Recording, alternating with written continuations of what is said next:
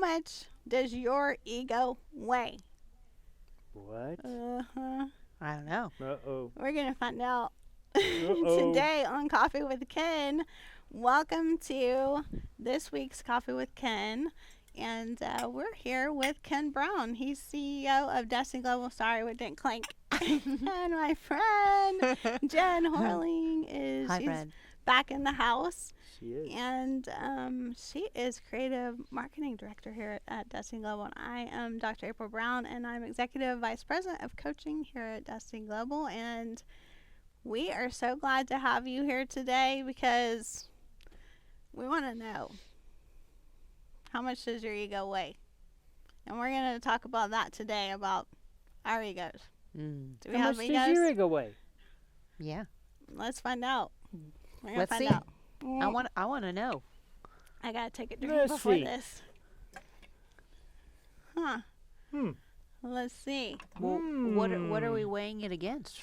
I always heard- I think you have something to weigh it against. Your ego with your Bank Bank account. account. bank account. Well, Mhm. I've got $3. Let's see how my ego does against my $3. Uh-oh. I don't think it's going to do so good. No. Uh-oh. Uh-oh. I think your ego weighs more. Maybe we need to take the ego It off. still weighs more. Oh, Half no. an ego. No, then how about Maybe now? we take the ego ego. off. Oh. Still. That's so sad. Still. We have to get rid of more ego. And the fact is that it's our ego that keeps us stuck. Mm. It's our ego that keeps us stuck. Anytime we are stuck, and we might be sitting there, and I would have been sitting there going, but you don't understand my circumstance Yes, is unusual. Mm. Exactly. Yes. Like, people are not, like, nobody's doing what they're supposed to be doing.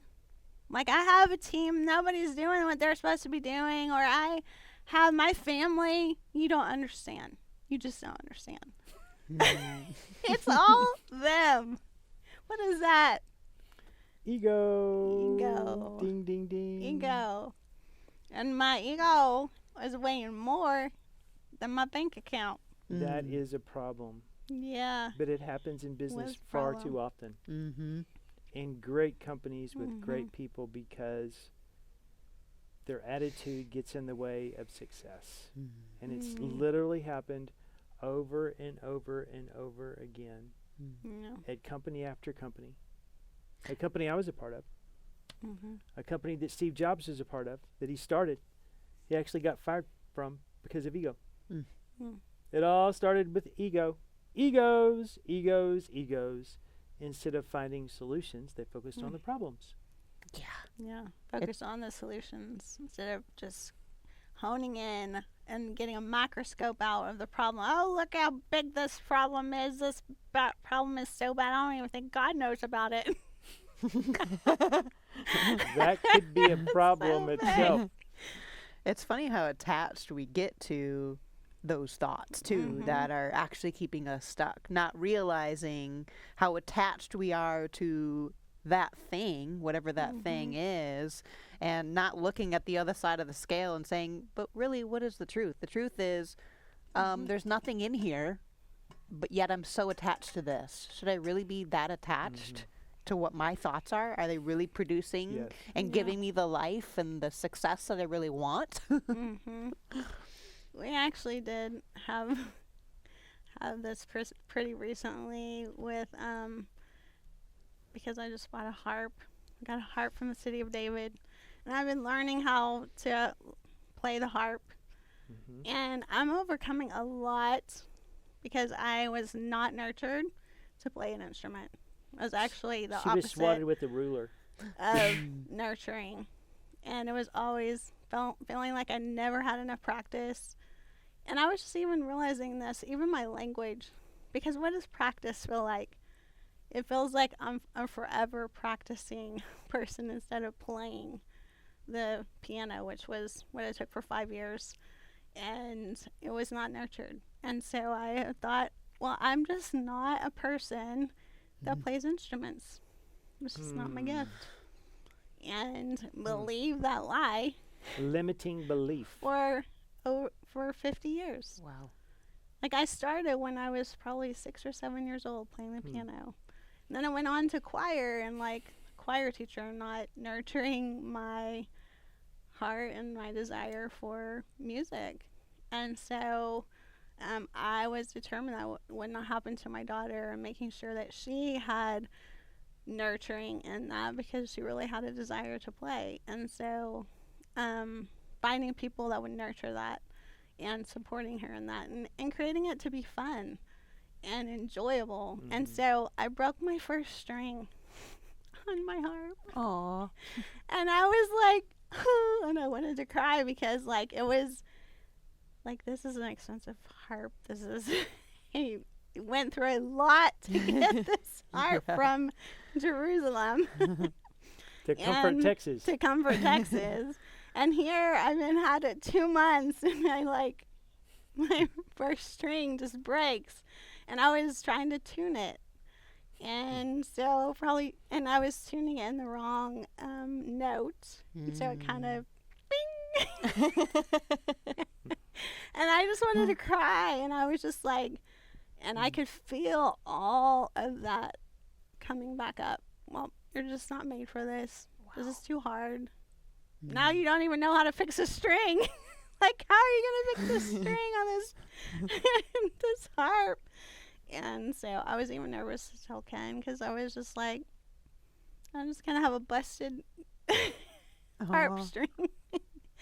And anyway, I told him, and it wasn't exactly positive in the beginning.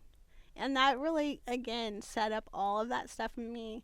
It's like, see, you can't play the harp. You weren't made to play the harp, like all of those things. But I, even in that moment, said, no, I'm not receiving that. That is not the truth. I know that I can do this. I know I can learn this. I am smart. I can learn how to play the harp. And Yes, you sometimes can. we give that to, like, even giving an adjective to it, you're an adult learner. And even when I'm learning and I hear that, like people saying, like, you're an adult learner, that like children are supposed to learn these things, right? You're not made as an adult to learn. Yes, we're still made to learn. We still have the ability in the brain to learn, but I had to take off my ego and say no. And that fear of failure, that fear of like, what if I don't learn to play the harp? But I've learned just doing it 18 minutes a day. I heard a thing that said literally within a year of doing anything 18 minutes a day. And I'm like, I can do 18 minutes a day. And so that's what I've been doing. But it's overcoming that ego that rises up that says, because it's both sides of it. It can be like, I'm the best, I don't have to learn, and it can be the other side of it, I'm not good enough. Ego can be both sides of that. And we think it's just the arrogant side, but it's also the other side, the victim. Yeah. Both of those are ego. Such a great example, too, because a lot of times when you say the word ego, sometimes it's hard to picture, like, what are we really saying by ego? But having this brain here, too, is such a perfect example of, it's our thoughts. It's what's going through our head that is a preconceived belief or thought that's not in alignment with truth. And are you willing to pay attention to that, address it, and say, no, what is it that I really want? Is this really what I should be aligning to? And if not, should I be kicking it out of there? Yeah. I mean, the finances example is such a point blank example for me of weighing the ego with a bank account. Because when I first came, I had this belief that I couldn't have a budget. I can't figure out how to track everything in my finances, and I never had until now. And for me, that was my own ego saying, well, I had the excuses that I'm a contractor. I never know what I'm making every month. How can I have a budget when I don't know what I'm making every month? That was my own ego coming in and saying, I think I know that I can't do this, that this isn't for me. Yet, what was my bank account saying? That I'm broke. Well, what happened in July of this year? I became debt free. Yes. Oh. So good. Overcoming a limiting belief. Our Yes. ego sets a limiting belief, either negative or positive. And I Instead will of- have to say that you put your ego aside, and you came and apologized to me, and we fixed the string and together. So Yeah, we had a good That's conversation positive. because I was teasing her about popping her strings. That wasn't very good because she Oh. was already lamenting through that Mhm. process of overcoming that limiting belief that she can play. And actually, she's doing very good. But you know what? We teach this and a whole lot more. Where do we teach this Mhm. stuff at? Add First Steps to Success, Yes, our we do. training. And the thing about that is, in all of these scenarios, is that before our ego rises up and we're not teachable. Mm-hmm. That's the bottom line. It is Yeah. We're so not true. teachable. To say I can't make a budget. Yes, are you we teachable? can. Are we teachable in that moment? Yes, you can. To say I can't learn a harp, are we teachable in that moment? That is the key, is being teachable. Yeah. And Mhm. so to be teachable, especially to come to an event called First Steps to Success, getting those first steps to get unstuck, it takes teachability. Mm. It So, does. if you're teachable, if you're ready to let go of your ego and weigh your ego with your bank account, Mm. then we want to invite you to First Steps to Success. And it is, I'm so excited, we're in Houston, Texas. And it is September 29th through October 1st. Yes, it is. And the information is below. Click on that link, get your ticket, get your room, because we have an amazing room rate, $99. $99. Get for, your room. like, that's unheard of these days Yeah. at a very nice hotel. This is not like No, we're not staying at Motel Yeah. 6. Nothing Yeah. against Motel Yeah. 6, but it's not a Motel 6. So get your room, because those are going fast as well. They so are. They get are your hot. room, get your They are ticket, hot. and let us see you and see your face and see your heart and see your teachability and letting go of that ego Mhm. so that you can get unstuck and do the things and accomplish the things that you want to accomplish. We want to see you there. So, Yes. but thank y'all for being here at Coffee with Ken and joining us this week. And thank you. I'm so glad Always an you're honor. back here with us. It's always fun. And we'll see y'all next week on Coffee with Ken. Like, share, do all the things, because Yes. we'll see you back. Bye, See you friend. soon. Bye.